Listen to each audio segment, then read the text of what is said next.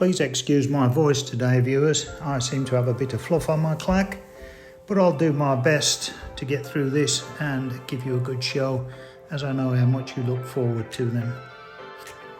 After leaving Adelaide, our next port of call was Kangaroo Island. This is the third largest island in Australia and one of the best places in the world to see wildlife in its natural habitat, similar to one of my earlier videos. It's like an open-air zoo, except here the animals are completely free. Our cruise ship docked in Kingscote Harbour just about 45 minutes from mainland Australia and shuttled us into the town of Penneshaw on the eastern side of the island on the knobbly bit called Dudley Peninsula. A peninsula is a long neck looking out to sea. About 3,000 years ago, this place was inhabited by Aboriginal Australians. But when the first European explorers arrived here in the early 19th century, it was found to be unoccupied, or so they say. Maybe they had an inkling of what was coming and took off sharpish.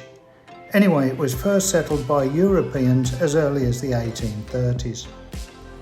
Sheila and I first set out in a westerly direction towards Christmas Cove on a walk to an area known as Old Town. This was actually the original farming settlement. By 1860 the settlement was large enough to require a school, and by the 1880s it included a store and 2 churches, just in case you fancied a change. Next we ventured back out east to the Kangaroo Sculpture Trail, where we saw Kangaroo Island kangaroos, which are smaller and darker than the mainland kangaroos what we saw in Melbourne. There are also thousands of koalas on the island. They were introduced in the 1920s to help protect them from becoming endangered on the mainland.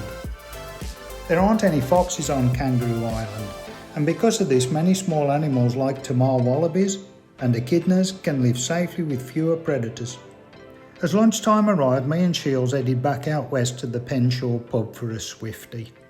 The pub has been in business for over 100 years, and apart from the beer, it offers a wonderful ocean view over Backstairs Passage from the cliff top. While we were enjoying our liquid lunch, we had the privilege of seeing dolphins swimming back and forth in the ocean. Well, thanks for putting up with my voice. I'm going to go and suck on a fisherman's friend and see if I can soothe my throat a little bit. See you next time.